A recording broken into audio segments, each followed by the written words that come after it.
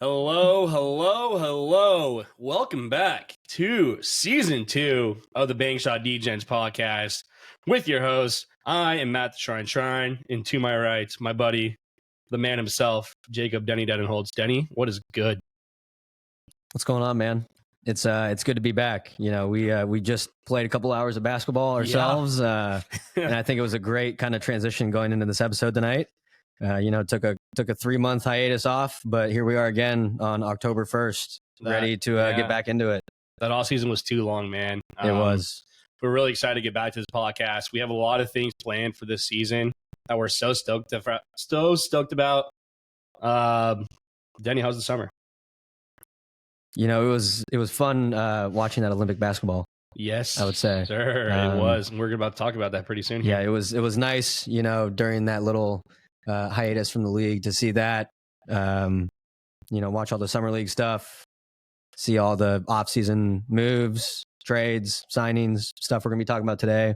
But it's always exciting during the off-season. And then as you get closer to to game one, that's all-time high. So we're going to talk about all of it today. Yeah. This is preseason episode 1. We're going to have another preseason episode. Well, we'll tell you about that next episode. But for now, just want to remind everybody. So wherever you're watching, we're now fully live on Spotify, where our main host has always been. We're on Apple Podcasts now. As soon as Spotify one hits, Apple Podcasts will be there within an hour as well. And we're now all audio is finally on YouTube as well. And starting this season, we're going to be trying to post full videos of our actual video of us actually doing this. So please go like, subscribe everywhere. Look out for that. Lots of content coming. We're going to try to be very busy on this and be proactive. So next up. Big time things coming. Big time things coming. Yeah. Real quick before we get into Olympic hoops, this just broke today that Jaren Jackson Jr. might have pulled his hamstring today in a little bit of practice. I hope it's not severe. I really hope it's, something that can maybe take a few weeks and he can be back. Because with Zach Edey coming to Memphis and you have Ja back, they definitely don't want to repeat the start of last season. No. So this is definitely a little bit worrisome. He'll get some imaging done and we'll see what the results are in the next few days. But hoping it's nothing serious. Yeah, for Triple J. That Memphis Grizzly team is just injury riddled last year, and on top of Ja Morant's suspension and then getting injured again, it's really tough to see, especially. Like literally the media deal was yesterday and now he's already pulling his hammy. It's not very good. And isn't Gigi Jackson going to miss the start of the season? Probably. I forget what his injury was. I know he had something. And that, Gigi Jackson, we all saw what he did last season. He stepped up in a huge way. Yeah. When every single Memphis Grizzly was out. Was also a stud during summer league. Yeah, that was a fun team. That was a fun team to watch. Oh my god, along with amazing. Along with Jalen Wells, our boy, having a summer league. He had a really good summer league. He killed it in summer league, and it just made the Memphis Grizzlies look good of getting him in the second round there with that pick, especially after getting Zach Edey as well. Jalen Wells is going to really help out the depth in this Memphis Grizzlies team that needed it badly, obviously, even with Triple J now getting injured. Yeah. And as we know, as Cougs fans, Jalen Wells doesn't play just to guard. He's a really good shooter, but, he was on the tallest NCAA basketball team last year, and he's a big body he's shooting guard or small forward, whatever you want to call him. He can really play anywhere on the floor. He's ready. He'll be ready. But going back to Gigi Jackson, the start of September, he broke his foot. Had to get surgery for that. Yeah, I doubt he's going to be starting by the season. That'll be some time he'll miss. But before we go into Olympic hoop talk, Matt, we have a tradition. We do have a tradition that we need to continue on. So here on the show, we started last season. If you couldn't tell, our name's called the Bank Shot Degens, and we on the show will be taking a shot every single episode until this great association, until Adam, Mr. Silverman himself, brings back the Seattle Supersonics to our great city that we live in Seattle. We miss them. Everybody misses them. I'm not sure how much more we can say out loud publicly in the media You see football players wearing Supersonics jackets up to pre-games. Sorry, this is my little rant, but bring the goddamn Sonics back. The city of Seattle deserves them. We have good sports. We're not going to talk about the rest of the Seattle sports because we get angry about it sometimes. Yeah, we're not going to get into it. But we will be taking a shot until the great Seattle Supersonics come back. Denny, cheers. Bring it back. Bring them back. All right, let's get into it. Olympic hoops. Denny, what do we got? You know, it was really fun watching this run with this team. I'm excited for the documentary whenever it drops.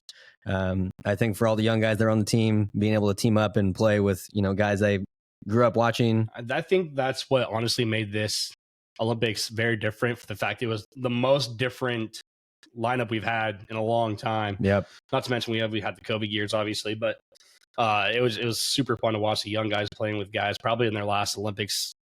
So yep, watching Ant and KD was fun. Yeah, it was. Yeah, that was fun. But they in group play, I mean, they did really well. Ant had a really hot start to that. They took care of Puerto Rico. Ant had 26 off the bench. Embiid had 15. I think the thing that was a big question going into it was just what the ball movement was going to look like.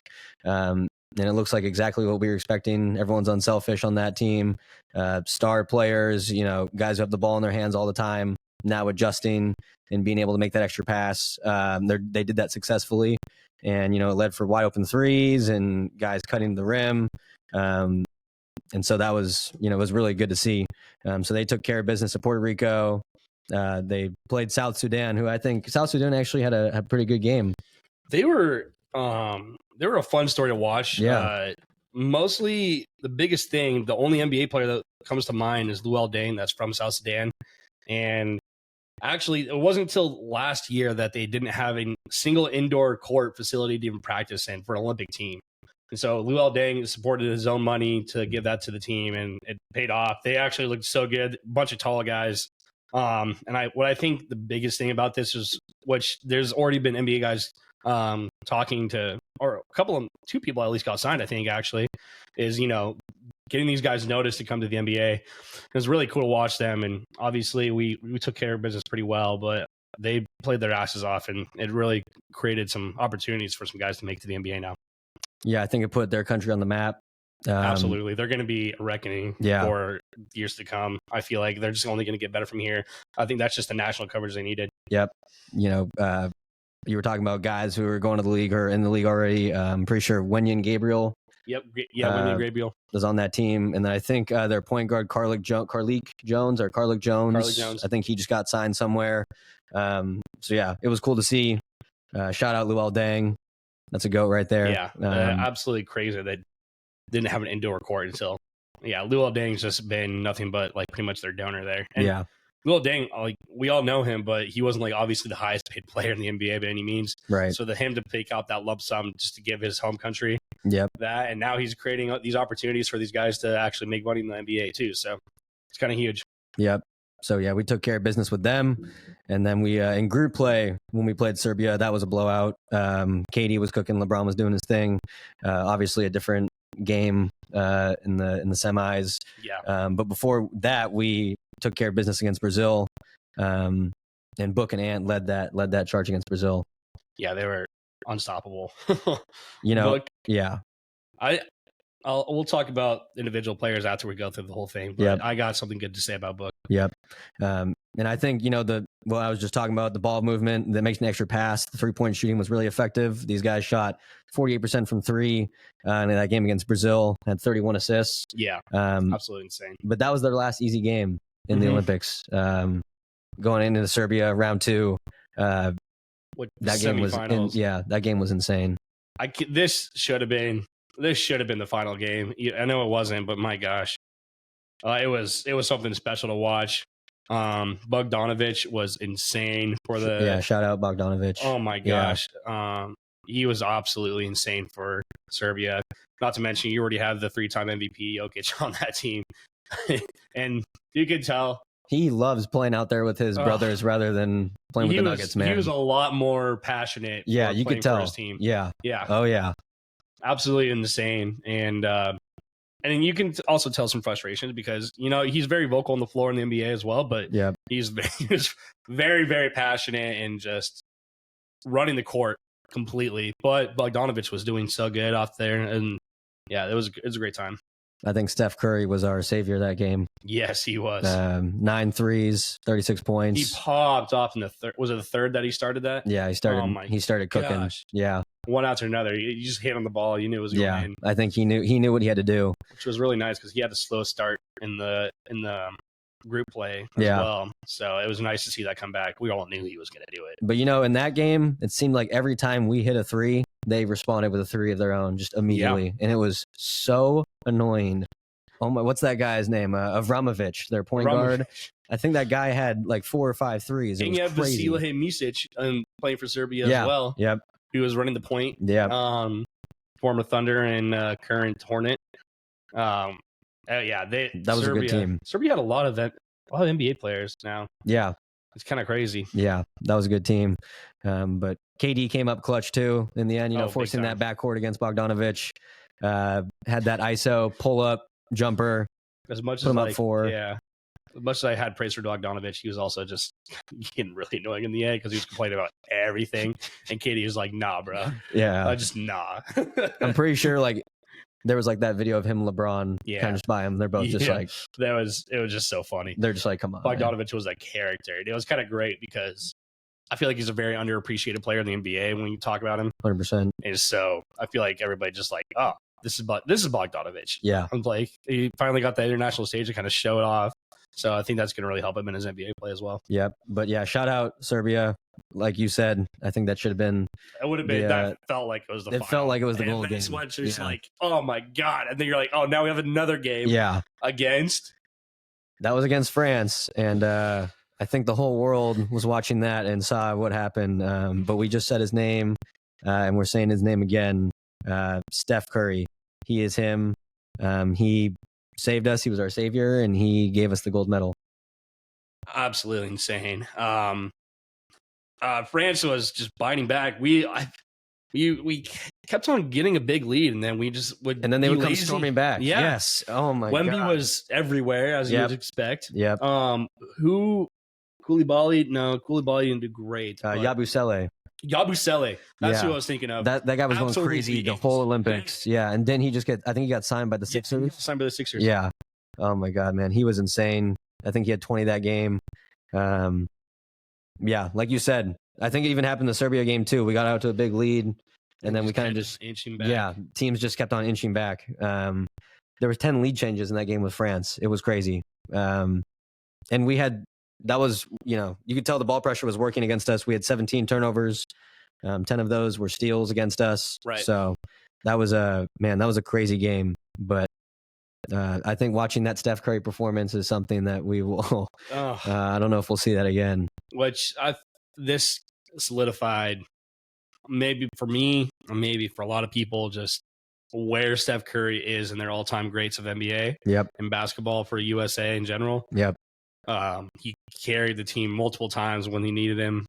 I used to hate the guy just because of the dynasty, literally just simply because he was good. Yep. And now it's crazy when you grow up and just have such profound respect, especially when he's doing this for your country. And yep. Yeah, Steph, you got your flowers, man. You got your gold. You gave USA undefeated in the Olympics this year, and yeah, amazing. Brought home the gold. That step back 3, I think, was one of the craziest things I've ever seen. Just unbelievable. He was like, I'm taking that over and over in my head. Yeah, but man, yeah, this USA team was really fun. Seeing those big 3 guys of Steph, KD, and Bron, but other guys stepped up as well. The guy who you're about to talk about. Let's talk about him. Let's talk about him. I don't know who it was on Twitter. Some guy on Twitter just literally tweeted out, "I was like, oh, D-Book's not going to know how to play because he needs the ball in his hands," and he took that to heart. And he became the best role player I've ever seen in his entire career. He was locking down defenders left and right. He was being a hella good passer. He was taking smart shots when the ball was given to him in open situations only. And he was a huge contributor to this team. That was just very, very underrated. And got to give my flowers to D-Book. He was awesome. I loved his vlogs while he's in Paris as well. Those were awesome to watch on YouTube. Yeah, that full one he dropped. Yeah. I'll do it. Is so fire. Oh, that was so much fun. Yeah. The D-Book, I love that, especially on the U.S. basketball team where, you know, that's what my biggest worry was coming into this is because it's a bunch of number one guys. They're not – you have LeBron, you have Steph Curry, you have KD. These guys that just, you know, they are the same way in the NBA where they just want the ball in their hands and they're going to figure out what they're going to do with it. So it was kind of really interesting. D-Book, you got my flowers, man. I loved you. You did so awesome. You know, there's whatever tweet that was that he retweeted when they were like, someone needs to be able to just kind of step away and be that role player on Team USA. And he was like, I'll do it. Yeah, he said, I'll do it. That's all he said. And he did. Yeah, like you said, you know, he got to his spots, knocked down his shots. He really excelled at moving without the ball and also making that extra pass. And I think what a lot of people don't realize is he started all 6 games in the Olympics and he shot 56% from 3, which is the 5th highest in USA basketball history. It was amazing. And another thing just about assisting, I think having LeBron at his age in this stage of his career where he's become a really good facilitator was also huge. Yeah, because LeBron did really good. He was making that extra pass all the time. It hurts me to root for LeBron, but obviously I root for my country. Yes. I'll never not do that. But he was doing really well. It was really nice seeing. Well, obviously he had his man AD down there as well. Yeah, playing a lot. My only upsetting part was Steve Kerr not playing KD's because he didn't show up earlier to practices. But like, it's not your team. I know you're the head coach. I get it. I get you're trying to make a message, but like, he was so efficient in the Olympics. He killed it. I mean, obviously he played him a lot more when it came to Serbia and France. Yep.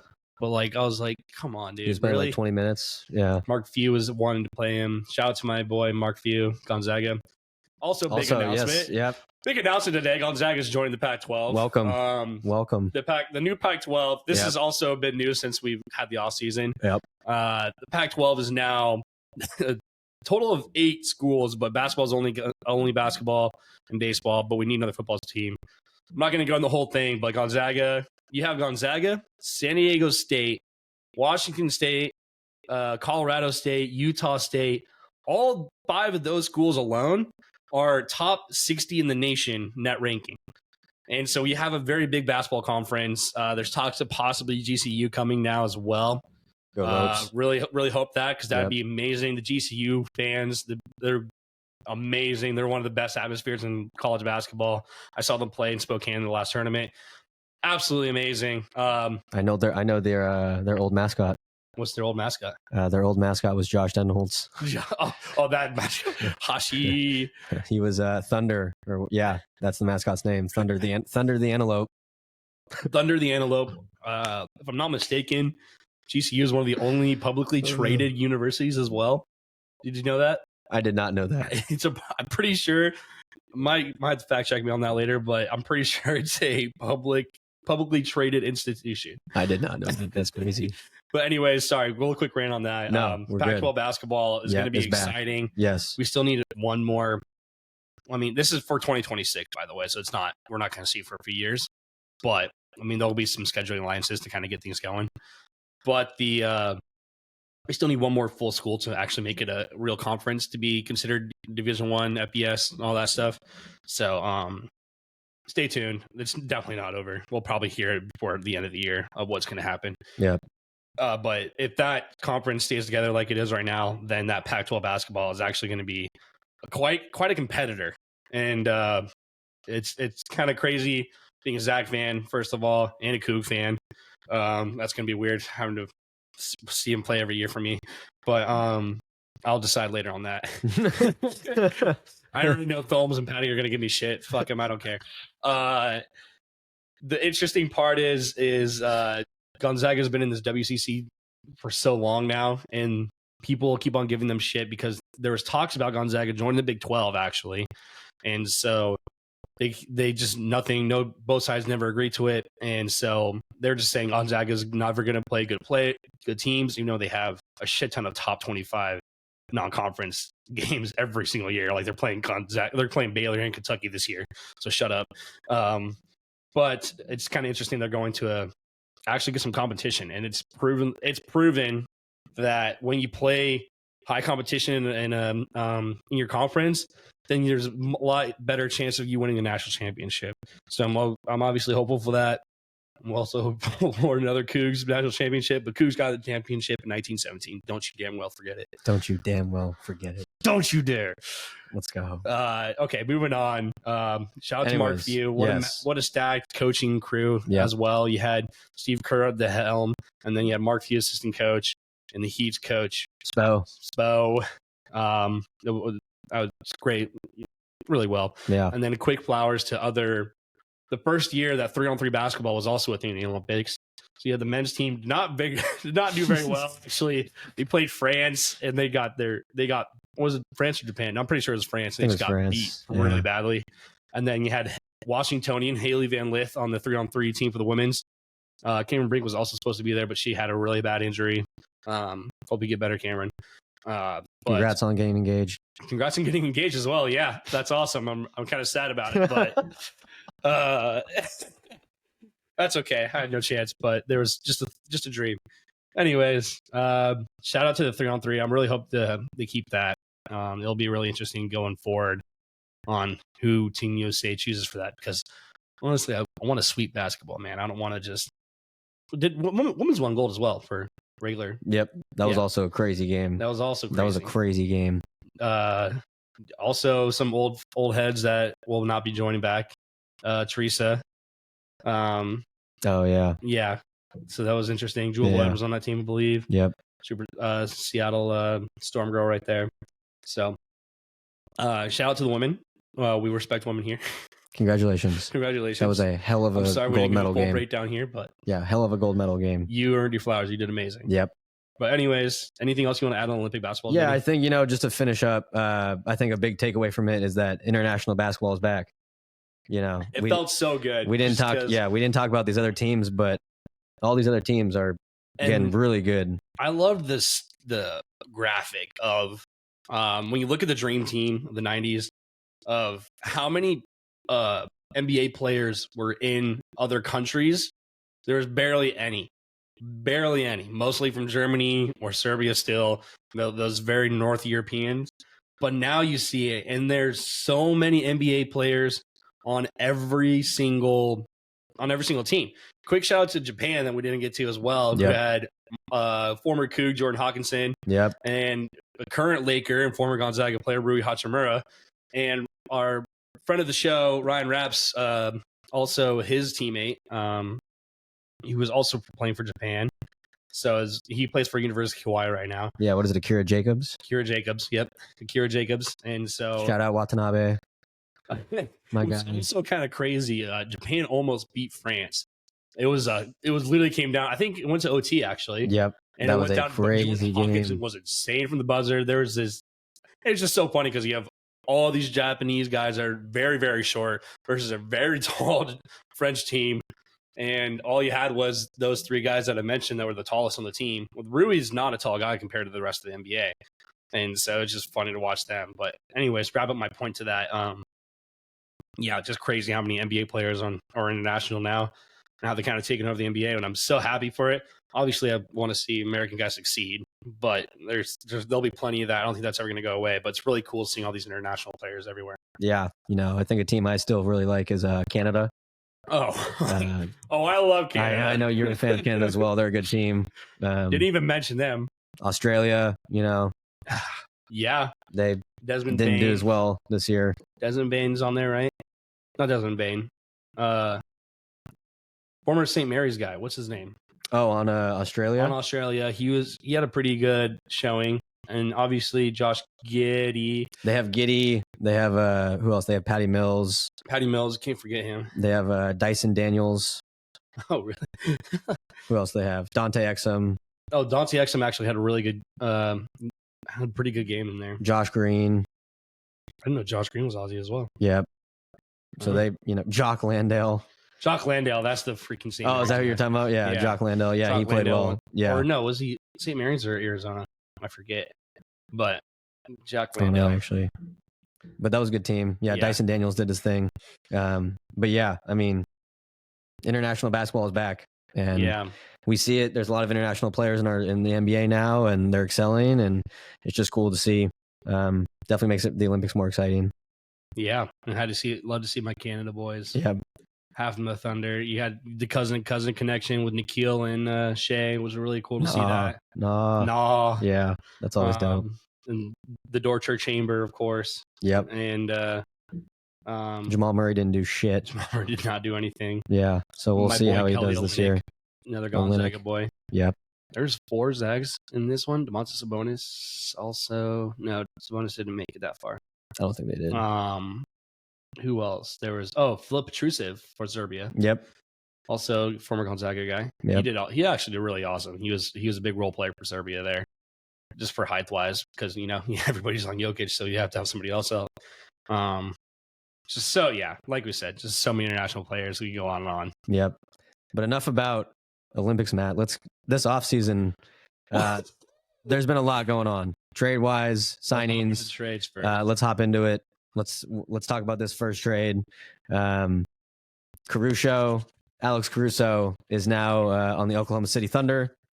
And that trade was for Josh Giddey. So now Josh Giddey's on the Chicago Bulls, and the Thunder have acquired Caruso. Matt, how are we feeling about that trade?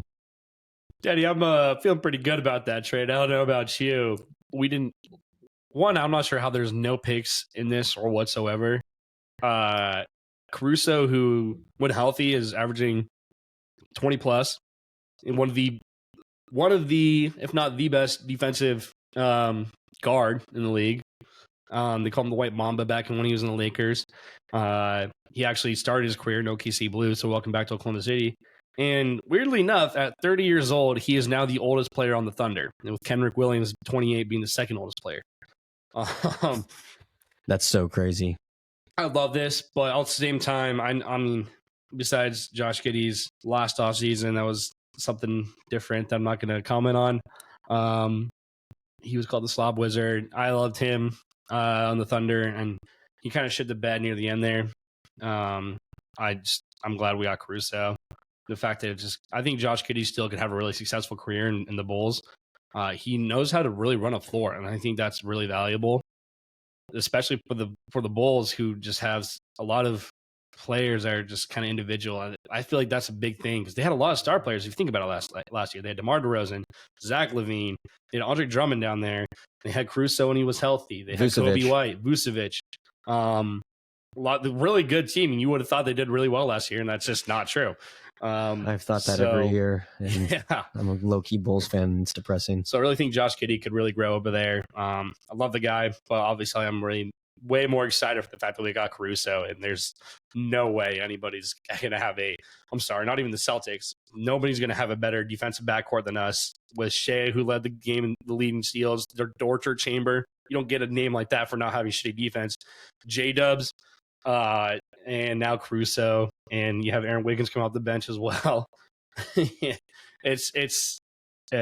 cannot ask for anything better, honestly, at this point. And the fact that he's only 30 years old and our oldest player on our roster right now, it's just teach him your ways, Caruso. Yeah. You started from the bottom, and in Oklahoma City, Sam Presti's the first one to give you a shot. Now like you said, he really believes in you and wants you back here. So it's really saying something. So go do your thing, stay healthy, please. It'll be a lot nicer that a lot of the weight's off his shoulders for things. He's going to help Shea and Dort and everybody so well. So I'm all for it. This is great. Yeah, starting off with Giddey, he at least gets a fresh start now in Chicago. But like what you were saying, I think Lonzo is expected to come back or at least play a little bit, but it's going to take a while for him to ramp up just with how much. It's going to take so much time for him to ramp up with just how long it's been since he's been on the floor, and they need another facilitator besides Kobe White, because Kobe White is, I think, started to become more of a scorer, just starting to find his own shot more, and then you're able to add Giddey, who's a taller guard too. I think is a good start for him in Chicago. I think, a positive to look at for him is he had a good Olympics. Yeah. He was playing well in the Olympics. So let's see if he can kind of keep that momentum going into the season. But oh my God, man, I cannot believe Alex Caruso is on the Thunder, bro. This guy, this is insane. I mean, one of the greatest, on-ball defenders in the league. He just excels at attacking the passing lanes too. I feel like this guy's he's catching steals all the time. It's insane. Mm-hmm. Huge for the Thunder. And then just talking about their offseason in general. I mean, they also were able to sign Isaiah Hartenstein, Man. which is what we've been talking about, all of last season on this pod, if they were going to get Hartenstein. And they threw money at him and he took it. I sat there and I said this on multiple episodes last season. I said, go get Hartenstein and you're there's no way you don't at least get to the finals. Obviously, there's a lot of good players in this league, but you just covered everything you needed for the fact of you're one of the worst rebounding teams in the NBA. Now you just got a man who was rebounding the hell out of it for the New York Knicks and stepped up massively for them. And so he's going to take a lot of weight off Chet's shoulders now too, to let Chet do his thing, because Chet's not just going to be asked to be a perennial scorer on the team, as well as being a very big man down low, playing against AD and everything like that. And Isaiah Hartenstein can really help out with that. So I'm obviously very, very excited for Hartenstein. He's also a PNW man, born in Eugene, Oregon, but he's also German. But apparently his dad's also black. That was a funny podcast with the Knicks, with the Knicks boys. But I'm really excited for Hartenstein. I don't even know what our starting lineup's going to look like right now. We have so many goddamn good guys.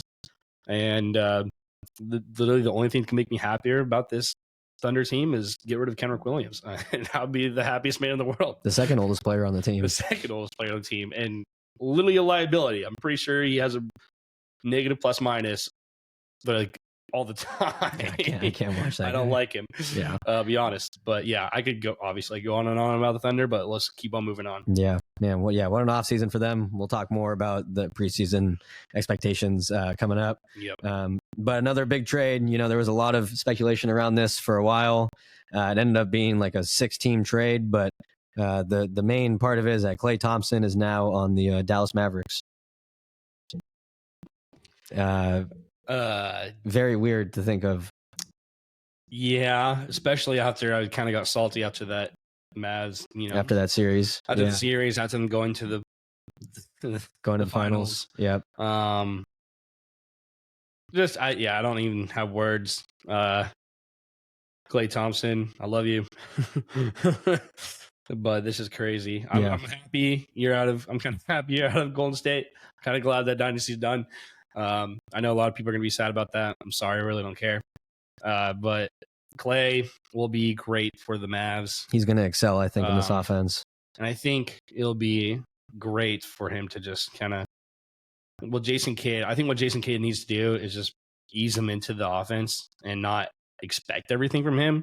Because you have most of your team from last year still for the Mavs. So run that and then just put Klay in there and let Klay just kind of, because I don't want to see Klay get injured again, but it'd be very different too, because he needs to be. Now you have 3 guys whose top thing are not defense. Luka, not a defensive man. Kyrie, not a defensive man. And Klay, not a defensive man either. So that will be very interesting to see them, but it'll be massive. What I'm really excited about more so is the Kyrie ball handling, drive into the paint, pop it out to Klay. He's in a spot. Klay just standing in your corner, standing your spot on the arc, and Kyrie will give you the ball. He will get you the ball. Unless Luka stands on your fucked. But I can't wait for that. It's going to be great. Yeah, I think this just the way this offense operates, we've seen how it operates, is really going to help out Klay. I mean, he's not going to have to run around the perimeter anymore. He's not going to have to kind of just get open to find a shot. I feel like he can just kind of sit and wait, and the ball will get to him.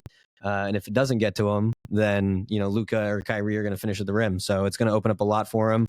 And he was criticized for having a bad season last year, but he still averaged like 18 on 38% from 3, which is not that's people are criticizing about that, but that's better than most of the league. Most.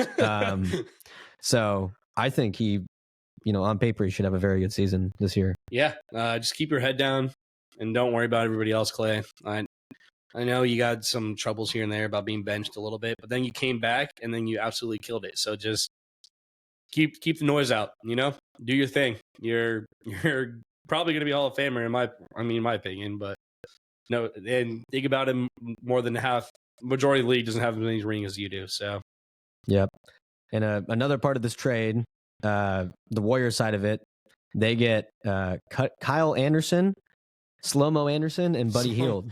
Slow-Mo Anderson. Yeah, they get Slow-Mo Anderson, and then they get Buddy Hield, who they then did a sign and trade with, and he signed a 2-year, $21 million deal.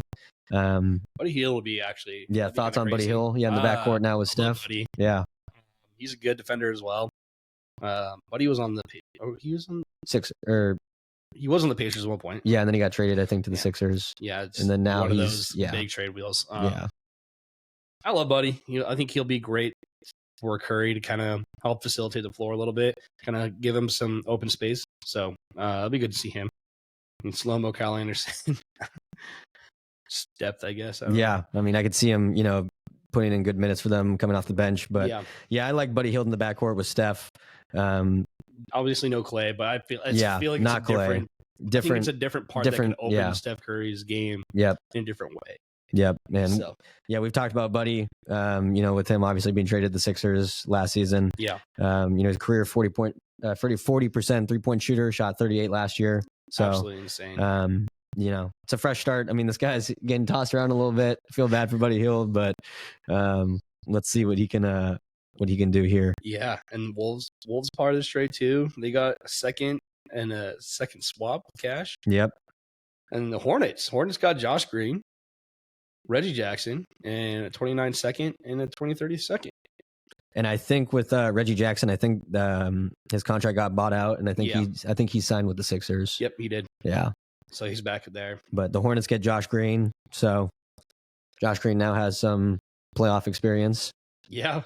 We'll see what we can do for that team over there. And then the Sixers also got some 2030 pick or 2031 pick.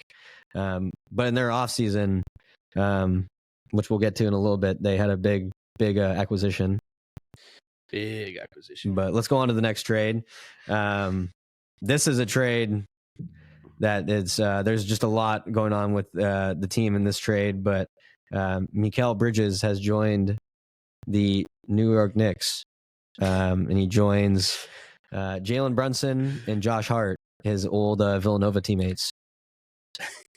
I'm not gonna. I mean, if you're listening to this episode, you probably already know what happened. But yep. Yeah, kind of crazy. I don't know what the Nets are doing, man. Yeah, Nets get Bojan Bogdanovic, Mamadi Diakate, Shake Milton, and a bunch of unprotected firsts.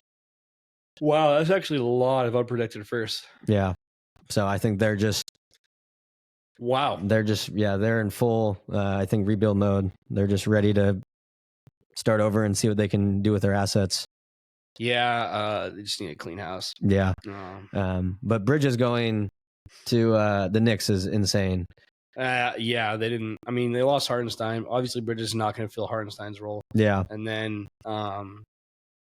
you have Mitchell Robinson as well.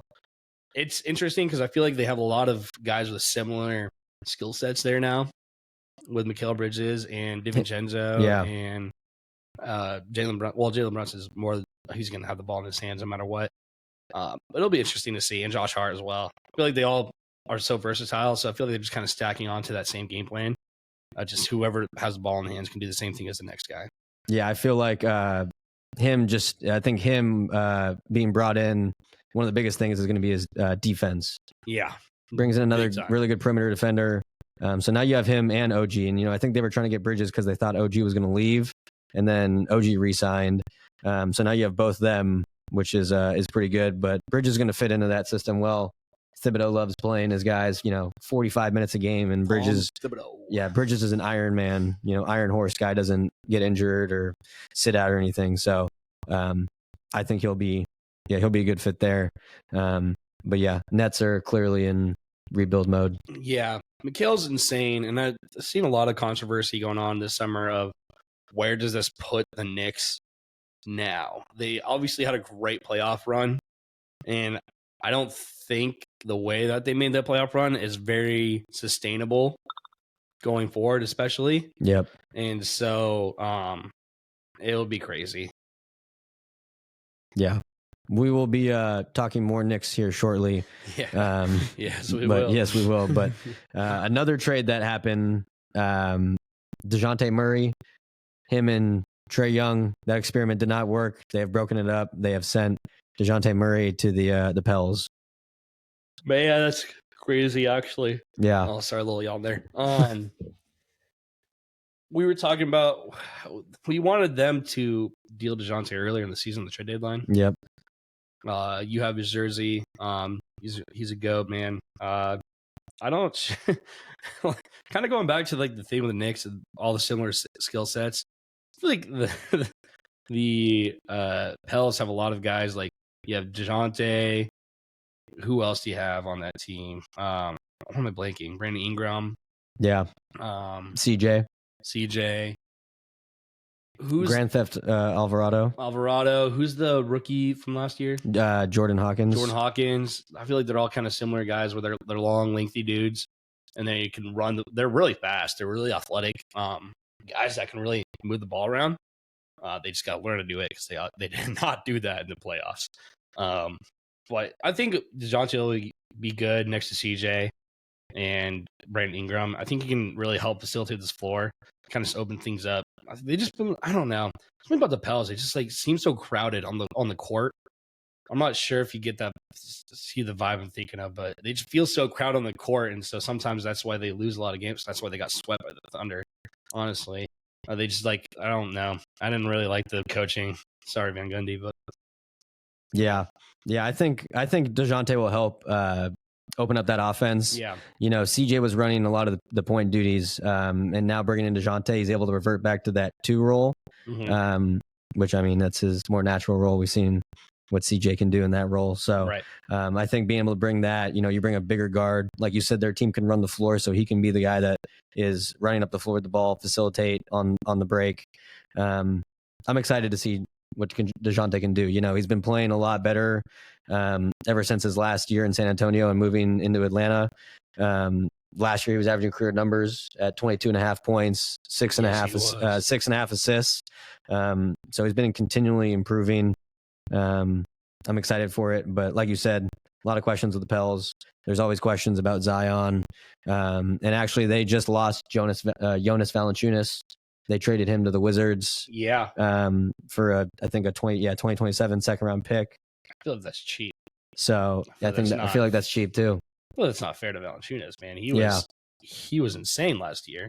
He got like 20 rebounds against the Thunder in one of those playoff series games. He was holding a lot of weight in those games. Yeah, not sure the entire thought process there, because now all they have is at big they have the guy they drafted, Yves Missy, or however you pronounce his name. Oh, Missy, yeah. Yeah.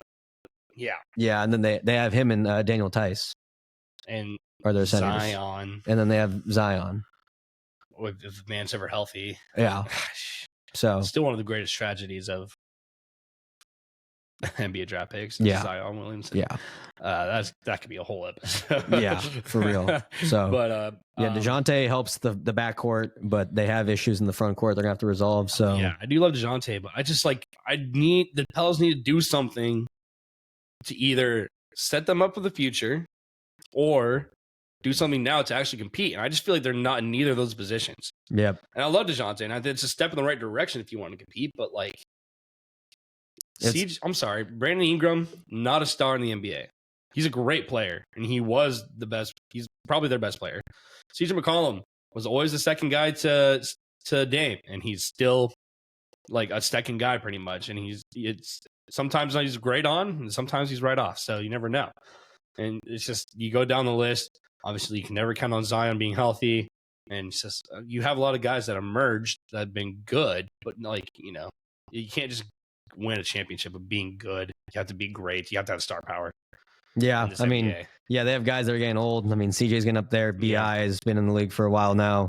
I just am kind of confused about the Jonas trade. I feel like DeJounte could be a star. Obviously, he's been behind Trae Young in the Hawks. Yeah. So it's been a little bit different. It's been kind of frustrating, understandably. But I don't know. I don't know if that's the step in the right direction. I feel like they need to make more moves if they want to compete. I don't know. Yeah, the Valanciunas move was not the move. I'm That was definitely not the move. very confused on that. I'm not sure. move. I'm not sure. Now they Trust just a really rookie? now they don't have a now you're putting a rookie or Daniel Tice into the center slot. Yeah. So, I don't know about that. We'll see. Maybe they know something I don't. I guess that's why they get paid the big bucks, and we're just here trying to talk about it. We're just putting in our input. We're putting in our input. That's all we're doing. Yeah. All right. Next up, we have DeMar DeRozan is going to the Chicago Bulls. I'm excited. DeMar DeRozan's going to the Sacramento Kings. From the Chicago Bulls. And in return, the Bulls are getting second-round picks. And the Spurs also got involved. And the Spurs are getting Harrison Barnes. Harrison Barnes' loss is kind of sad because I feel like he was a pretty big identity with that Sac team. He's been there for a while. He has been there for a while. Yeah. But, DeMar. I'm excited to see DeMar and DeMontis. De'Aaron. They're gonna make something out of that. Yeah, they're gonna make something out of that. The D boys. Yeah. That's not okay. Let's scratch that.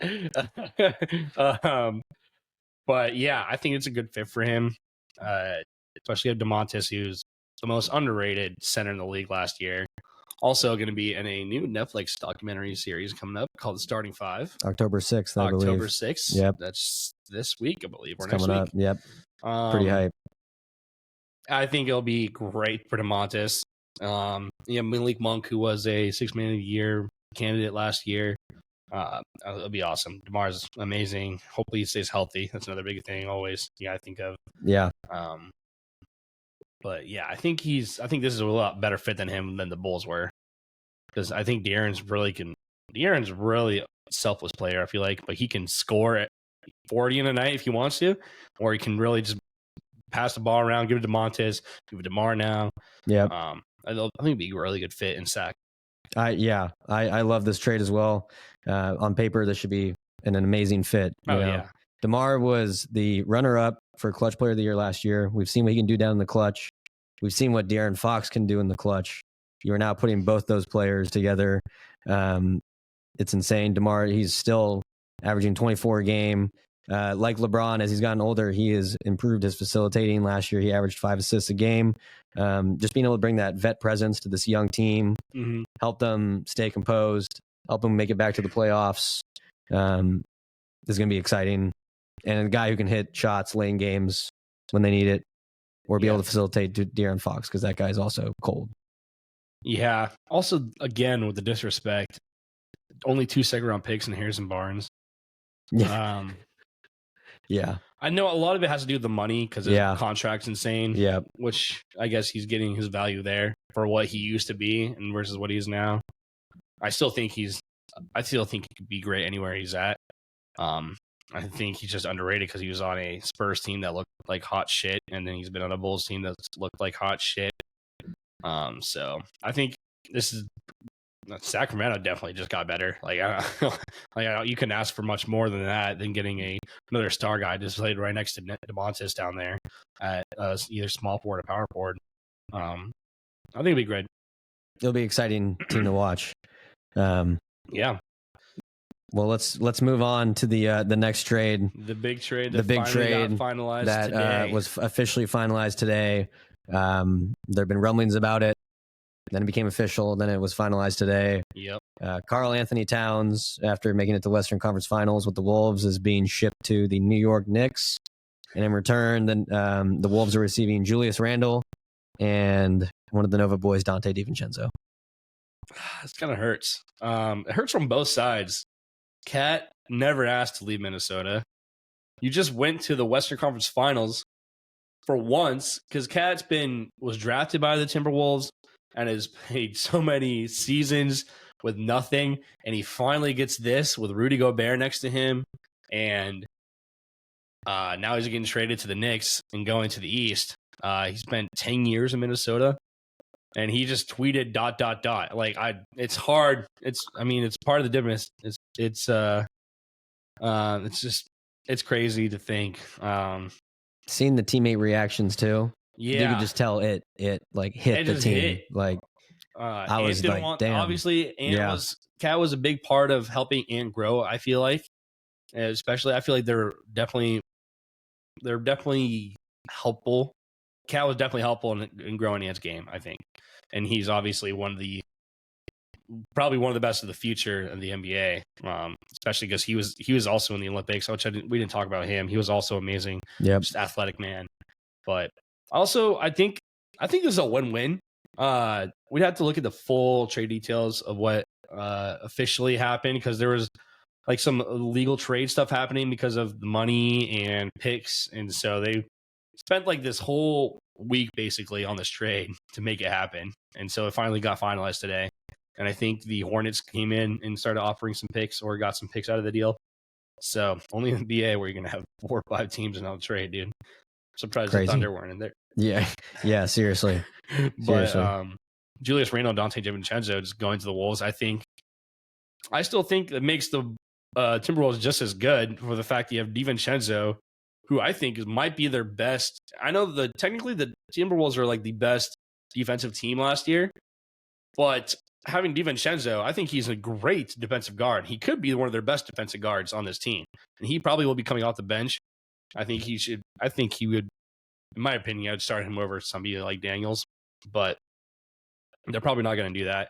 And then having Julius Randle down there with Rudy Gobert, I feel like that pretty puts Rudy Gobert back into his role when he was in Utah, of being the main guy down low, versus Cat and him. I feel like it worked, but I feel like there's a little bit of who is where. And obviously they're just a force to reckon with. Any big guy had to go against both of them, which is amazing. But I feel like Julius Randle kind of opens up Rudy Gobert a little bit, and vice versa for Rudy Gobert and Julius Randle not having to be the main center. Now, obviously he got hurt. He was balling out before he got hurt in the New York. So if he can be healthy, I think he'll be very versatile for the Timberwolves.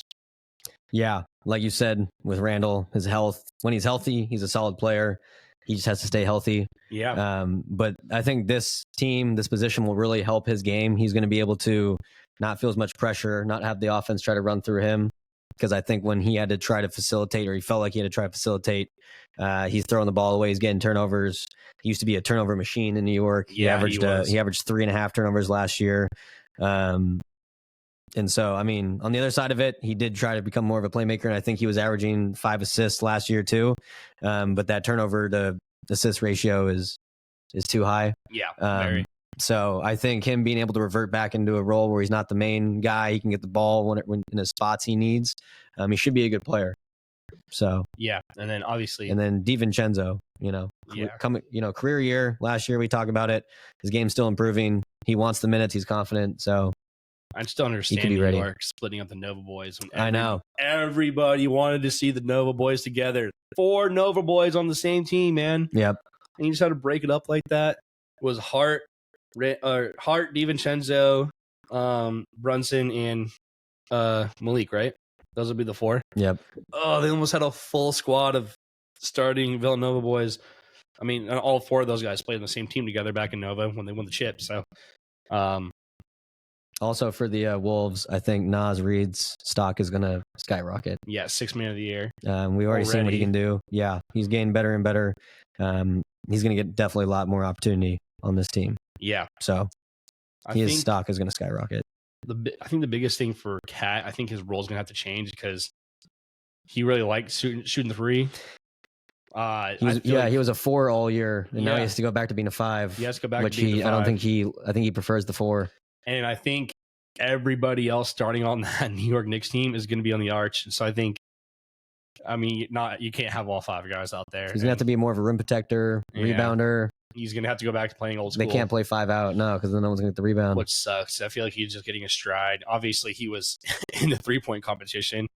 He wasn't really good at it, but he was there. So, yeah. Maybe Thibodeau surprises me and kind of moves him around a little bit and kind of lets him do his thing, but I don't think it's going to happen. And it's kind of, like I said, I don't think Cat's happy about this at all. I don't think DiVincenzo or Randle are very happy about this at all either. I think they were really excited to see what happens with Mikal Bridges. And I don't know. It's kind of crazy. It's crazy. It is crazy. And Cat better be ready to, speaking of Thibs, Cat better be ready to play 40 a night. Yeah. Especially with Mitchell Robinson. I think he's out until January or December. And they're only their biggest Precious Achua. Oh yeah. So he'll get a lot of minutes. Wasn't Precious on? He was on the Raptors. The Sun. Yeah, okay. I thought he was on the Suns for some reason. No, he was on the I think Raptors. But he's gonna have to adjust from being the 4. He's gonna be the 5, be more aggressive, getting rebounds, protecting the paint, not being able to spread out the floor as much because, like you said, 1 through 4 on that team are gonna be all shooters who can spread the floor. Yeah. And so that's not gonna be his role. So huge trade on the eve of. On the eve of October or whenever the hell it was. I just can't believe they didn't. It just blows my mind. They didn't even give him a try yet. And I know. It's crazy. Yeah, that's everyone wanted it.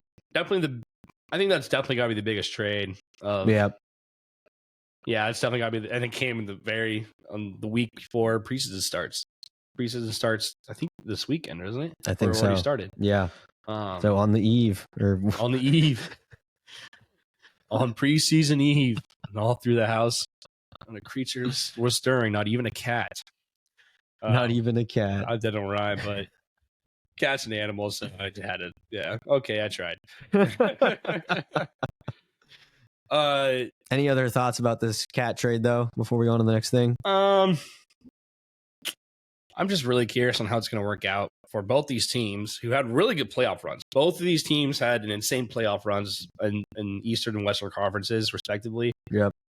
But the Timberwolves were right there from going to the finals, right there. And the Knicks had a lot of injuries and just, like I said, I don't think their style of play really is sustainable how they did in the playoffs last year is not very sustainable. You have Josh Hart is an absolute beast. He's not going to do that every single night. DiVincenzo.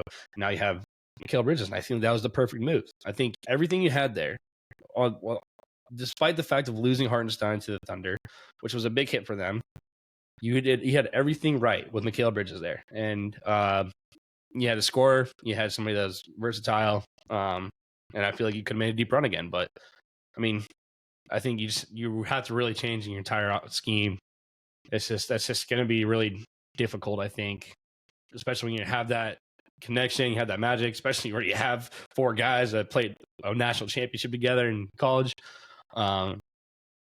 Yeah, that's all. I think it's just going to be interesting to see how these coaches react to these switch ups and how they're gonna control it. I mean, obviously that's what preseason's for, and that's just what you have 82 games for. So, well, I believe opening night we will get to see the Wolves play. Yeah. So that'll be great. No idea what Randall's health is like right now, but I believe that they play the Lakers opening night, Tuesday, October 22nd. And we will be in San Diego for opening weekend, maybe. Let's go. I'm so excited. Yep. Let's go on to free agent signings before we wrap it up for tonight, Matt. Big ones. Let's talk about the big one first. Paul George is a Sixer. Yeah. What are our initial thoughts on this signing by the Sixers? It's no knock on Paul George, but the way I look at this team is the same way I think how the Clippers ended up last season. I think they have the talent. I do not see all those guys working together. JoJo's not going to want to. JoJo's stats are going to go down. That's just true. PG, they all want the ball. Tyrese Maxey, I think, is just elevating his game every single game. A lot of people have him as the favorites in the East now, but well, second favorites, signed the Celtics still. But I don't know. I don't know how I feel about it. I'm also just not a big fan of the Sixers in general. I'm not a big fan of JoJo. I'm also I might be a little bit still salty at Paul George. Who knows? But I just honestly don't know how this is going to really play out for them in the long term.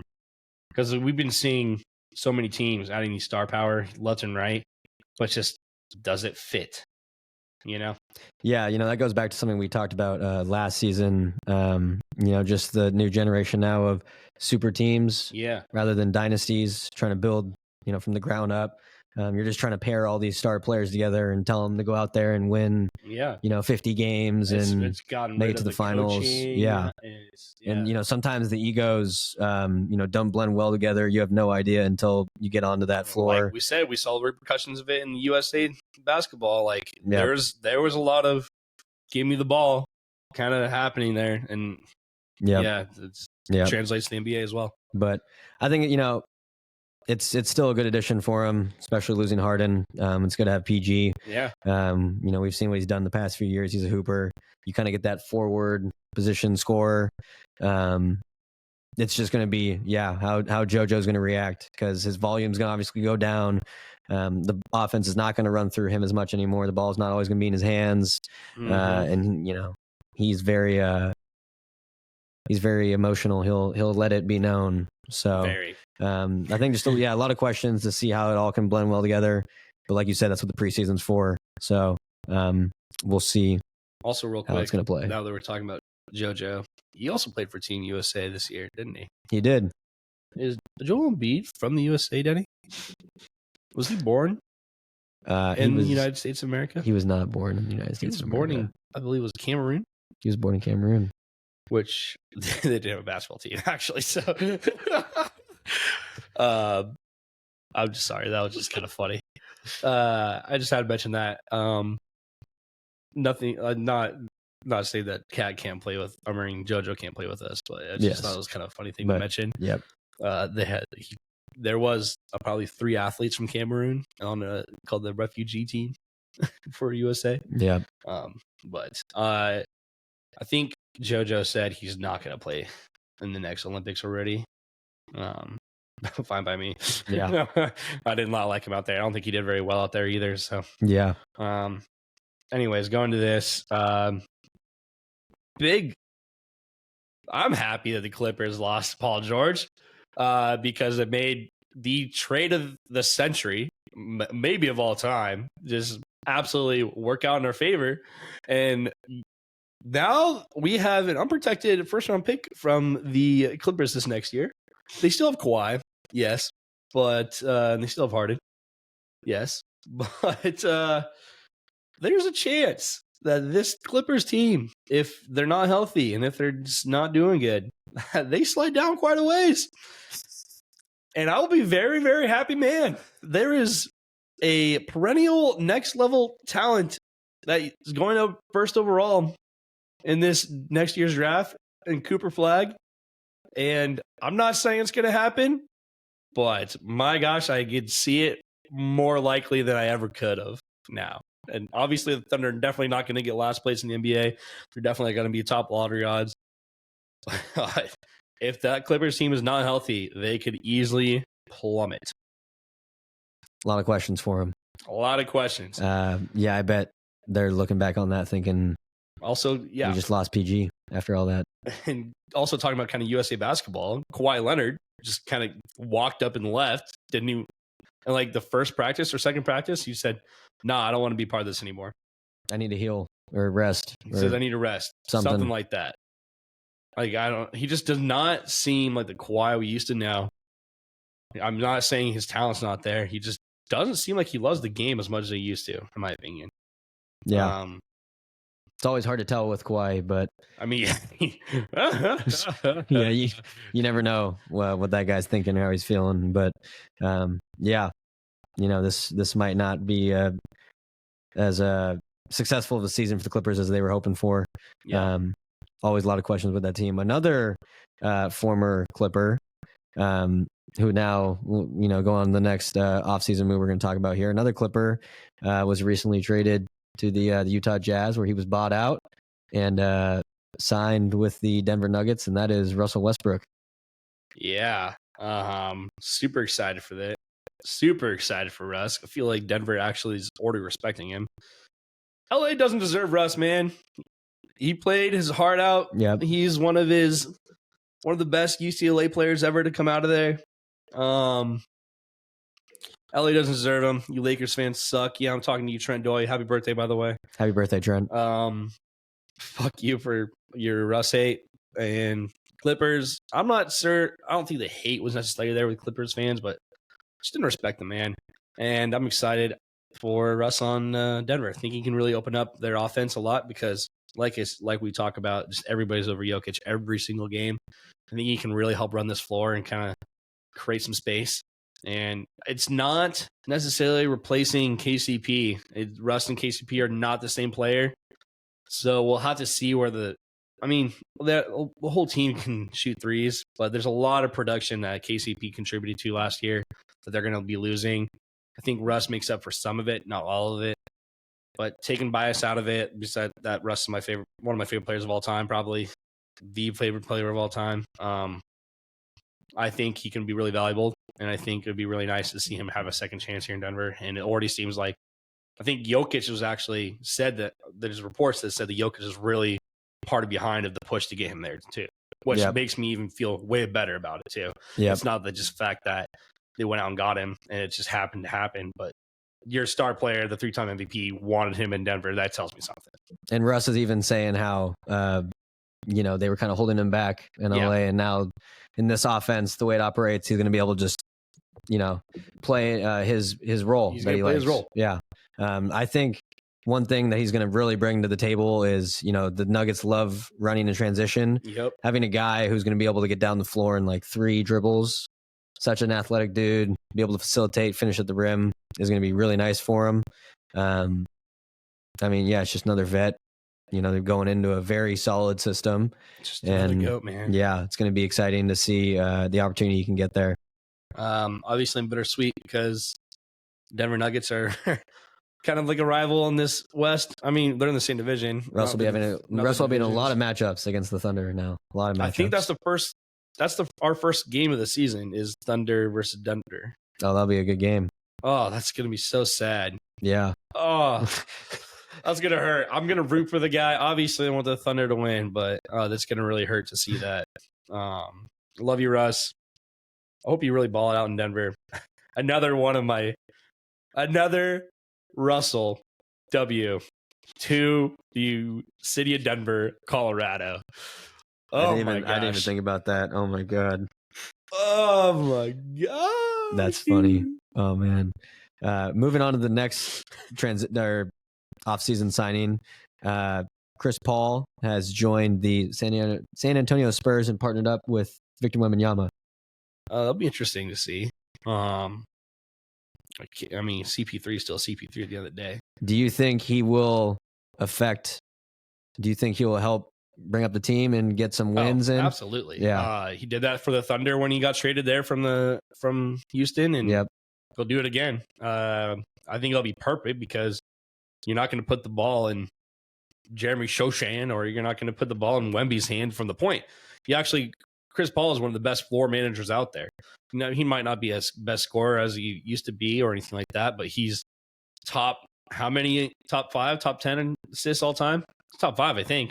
I would like to assume so. And he's that way for a reason. He's one of the best floor generals in this league has ever seen. And the fact you have a really young perennial player in Victor Wembanyama, I don't think there's very much players that you can really learn from. And you saw Chris Paul kind of help mentor Shea back when he was in Oklahoma City Thunder. And Shea's obviously elevated his game every single season since then. And Shea and Chris Paul hung out a lot, and they were really good friends when he was in Oklahoma City. So it'll be really interesting to see. I don't necessarily think this makes the Spurs a playoff team yet, but they're heading the right direction. It's nice this might just be a 1-year deal with CP3. I think it only was a 1-year. I think it was contract. Yeah. But like I said, the CP3 helped Shea, and now he should have been MVP last year. And now I think it's just perfect for Chris Paul to kind of just mentor Wemby. Yeah, he's third all time. Yeah. We saw so many clips last season of guys like Trey Jones and Jeremy Sochan missing Wemby wide open, running the floor, where he's just wide open right under the hoop. Yeah. And I mean, you're missing just obvious opportunities, really easy buckets. And like you said, Chris Paul is a floor general. He's not gonna miss those opportunities. He's gonna have an insane 2-man game. Absolutely. Like you said, I think his scoring has decreased. He's not as an effective scorer, but I think the one part of his game that hasn't, digressed yet is his pull up. Yeah. Especially off the pick and roll. And so being able to do a pick and roll with Victor Wembanyama, I mean, we saw what he was doing in Lob City, and now you got a guy like Wemby. So it's definitely going to bring the team up a little bit. Like you said, I don't think this will bring him to playoff status, but just being able to have a vet like this, such a great basketball mind for Wemby, it's going to be huge for Wemby's game. Yeah, it's like I said, it'll be great. Like I said as well, it's not going to make him a playoff team. No, that's not going to happen yet. Victor Wembanyama, you're going to have to wait a little bit. I mean, if you would have got drafted to the Thunder, you wouldn't have to, but don't matter. Chet's better. I'll die on that hill, even though I'm wrong. I know I am, but I'm just going to continue to say it because I gotta keep up the gig, right? Yeah. But no, it'll be great. Like I said, just mentor, help run the floor, help mentor people like Devin Vassell and Jeremy Shoshan. I think Shoshan needs a lot of mentoring, personally. Yeah. But young team outside of Chris Paul, lots to look forward to. Yeah, and like you said, going back to KCP, he is out of Denver and he has signed a new contract with the Orlando Magic, bringing a veteran presence, to that very young locker room. Yeah, solid defender. We've seen his 3-point shooting. I think this is a good addition for this team. Yeah, he's great. I'm not sure if we had the same exact role as he did in Denver, because the Magic were kind of all over the place last year. They did make a playoff run. I think they lost in the first round to the Cavs, right? Yep. So that was their first playoffs run in a long time. And you had the Wagner boys on there, and I think he'll definitely be better than them. So I think he'll be great for next to Paulo and next to Jalen Suggs. I still think they need another big guy, don't they? Yeah, they do. Who'd they lose? They lost. I think they lost a big guy, didn't they? Or at least no, guys. Was Mo Wagner? Mo Wagner was not their only big guy, was he? No, they have Wendell Carter. I have to look at who else they have, but I know they have Wendell Carter. Like I said, just kind of stacking to a position where you didn't need it. I feel like Paulo's a big guy, but he's not a center, and obviously Paulo's probably their franchise guy there. Yeah, I think his defense will be beneficial. Just we saw how effective this team was at defense last year. One of the top defensive teams in the league. I think, just being able to have that will be nice for that team. But yeah, let me look into this roster right now. They really don't have too many bigs. And I know that's been a topic of conversation with this team. Yeah, they have Wendell Carter, Goga Bitstatske, and that's really about it. And then you have the Wagner brothers. And then, I think he can really be valuable in the veteran presence. Especially because he was the man that helped. He helped Jokic in his MVP seasons. Yeah, he's got that championship history. He got the championship. Yeah, he could really be a really valuable piece to lean on. And with a lot of these young guys, it's a pretty young team, and they kind of looked all over the place last year. There's just no consistency, I feel like. They had Cole Anthony as well right there, right? Isaac Jones. Yep. Isaac Jones. Jonathan Isaac. Oh yeah. I think it's a good signing. That's for sure. Definitely nothing in the wrong direction, but how much does it elevate the Magic? If he can really help facilitate the floor, and just that if that offense kind of figures it out, kind of gets more organized, then I feel like it'd be really great. Yeah, the team make a better playoff appearance this year. Yeah, I'm excited to see what this team can do with Paulo, just rising star, such a good player. Hoping that playoff experience can help them out a little bit. But talk about a team that really doesn't need to get more depth, but keeps getting more depth. I think this one happened pretty recently, but Lonnie Walker has agreed to, I don't think is a 1-year deal. I think it's just a 1-year deal with the Boston Celtics. So the Boston Celtics get Lonnie Walker. Matt, what is he going to bring to this team? 8th spot off the bench. I don't know. No, Lonnie Walker's good. He doesn't bring anything that they don't have. I'm sorry. Yep. He's a good player. I don't know. Yeah. I got nothing there. I mean, I think he's been a great role player in all of his teams he's on. Efficient 3-point shooter. Was it the Spurs? That's why I remember the Spurs. I can't remember any other teams. Yeah, I think he was on the Spurs last, but effective 3-point shooter. He's very athletic, so he's very efficient in transition. Yeah. Which is always nice. He was on the Lakers. He was on the Lakers. Yep. Oh, yeah. I feel like I knew that. Yep, he was on the Lakers 2 years ago, and then I think he was Brooklyn last. Oh, it was Brooklyn last year. Oh, yeah. Okay. Yeah. With Mikal. Yep. Yeah. Yep. That'll be interesting. So, just another guy for them to have. I don't think he's going to be that much when they have everything they need. Yeah. Like, if it ain't broke, don't fix it. Yep. They just have more insurance with Lonnie Walker, I feel like. Yep. So, yeah, I mean, why not go play for a championship team? So, yeah, Celtics are going to be fucked when it comes to money. Oh yeah, they're about to be. They're going to be fucked. Yeah, they're definitely going to have some repercussions. So, yeah. That'll be screwed. I wonder how they're going to figure that out. Yeah, for sure. Well, let's talk about one last signing for tonight. The Phoenix Suns did some moves. They made some moves in the offseason. They have brought in Tyus Jones from the Wizards, and they've brought in Mason Plumlee. Denny? How you feeling about that? Losing Drew Eubanks and then getting Mason Plumlee in return, as Drew Eubanks has left us this offseason. I don't really know how to feel about it. I mean, Plumlee plays good role minutes. We saw what he did in the playoffs against the Suns 2 years ago on the Clippers when that team was really banged up and he was starting along with Russ. He can play good minutes. He can be a good defender, get you those rebounds, hopefully be an aggressive defender. I think he's a step up from Eubanks. Yeah, I like fair. him. And then with Tyus Jones, I am kind of excited for this one. I'm hoping that he can be the facilitator that they're needing, and so Book can go back to his 2 role. But Tyus Jones, he was in Memphis all that time, only really played a lot of minutes when Ja was out. Got the starting role for the Wizards, and then increased his, I think, assists per game up to 7. And I think he led the league in turnover to assist ratio. Yep, and last year. Yeah, that's what Book was talking about too on media day.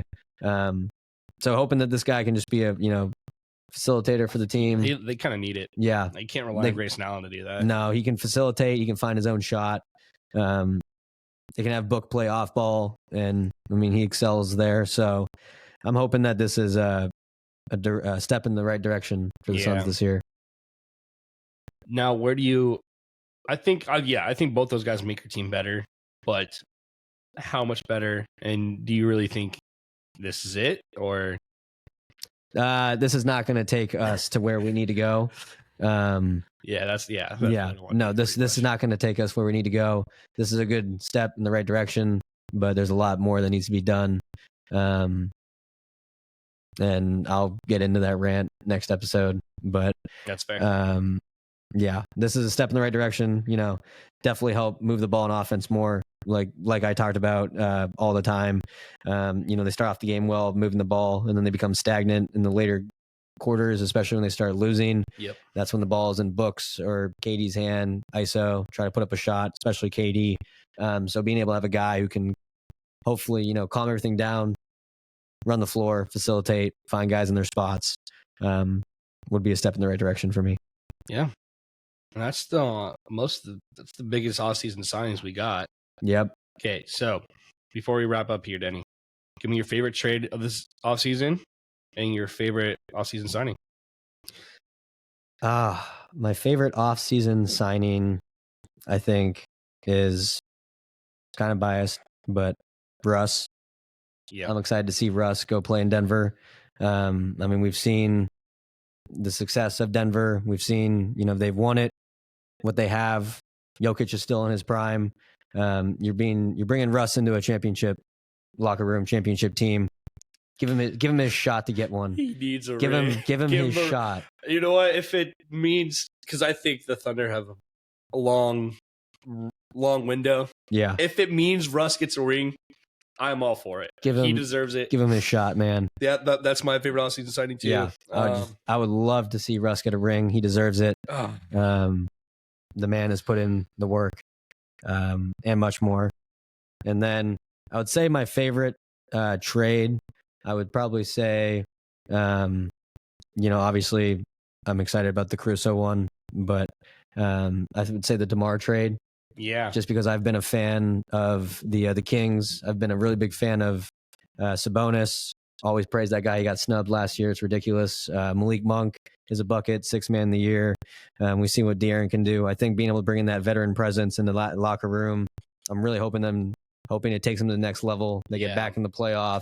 They're just fringe. Yeah, they would be great one night, not the next. Yeah, and I feel like they would have trouble scoring down the stretch. And it's not like they're getting blown out by any means. They were in almost every single game they were at. Yeah, and it's just sometimes they would have struggle getting the ball in the bucket, and you're just bringing in another guy who's got ice in his veins and can help out. So I'm excited for that trade. Yeah, took the words out of my mouth. I was going to say both the same signings and that, other than the very biased of Isaiah Hartenstein and Caruso. Yes. Yeah. But yeah, that I'm really excited for Sacramento. I feel like this is the best trade that really, really helps a team get to the next level here. Yep. Out of every other trade here, I think DeMar really puts Sacramento on the next level with De'Aaron, DeMontis. It's gonna be a good squad. It's gonna be a fun team. So I'm hoping they can step it up, get out of that play-in, secure a playoff spot, and let's start dancing. Absolutely. All right. Anything else, Denny? Just really happy to be back. Basketball is right around the corner. Like I said, October 22nd is opening night. We are back in full swing. It was kind of nice having the Olympics going on, having Summer League going on. Basketball never really stopped with all the off-season stuff. But now we're back to the regular season. And so this is where we live. Yeah. So I'm pretty excited. I'd rather take the fall and basketball season over summer any day of the year. I'm so excited. Football's here, baby. We're playing basketball. I mean, basketball's here, not just football. Yep. Excuse me. That's another story of fantasy, but I'm super excited for basketball season, man. Like I said, opening weekend we'll be in San Diego, so that'll be really fun to watch it down there. Just kind of see some California love there, and so I will share my excitement in the next preseason episode 2 for season 2 of how I think of this Thunder team and how I think about your team possibly coming up in the next episode, Denny. Yes, sir. Thank you all for tuning in. Episode 22. Episode 1 of season 2. We are back for another season. Yeah. Ready to rock and roll. Go ahead and follow us all on socials: Twitter, Bank Shot Degens; Instagram, Bank Shot Degens. If you want to email us questions or suggestions or anything like that, or maybe find a producer, or maybe you want to sponsor us or something like that, we also have a Gmail at dgensports@gmail.com. They'll be in the description. Go on YouTube, like and subscribe. Save our show on Spotify or Apple Podcasts, wherever you want to listen to us at. Save our episodes. Really helps us out so we can give some better content down the road. Please just help us out if you support us. I'm not going to tell you to just do it for shits and gigs, because we believe in the shit we're talking about. So that should do it for us. We'll be back for another preseason episode before we enter game 1. So yeah, thank you all for tuning in. We'll be back next time. The bank is closed. Yes, sir. Peace. Peace.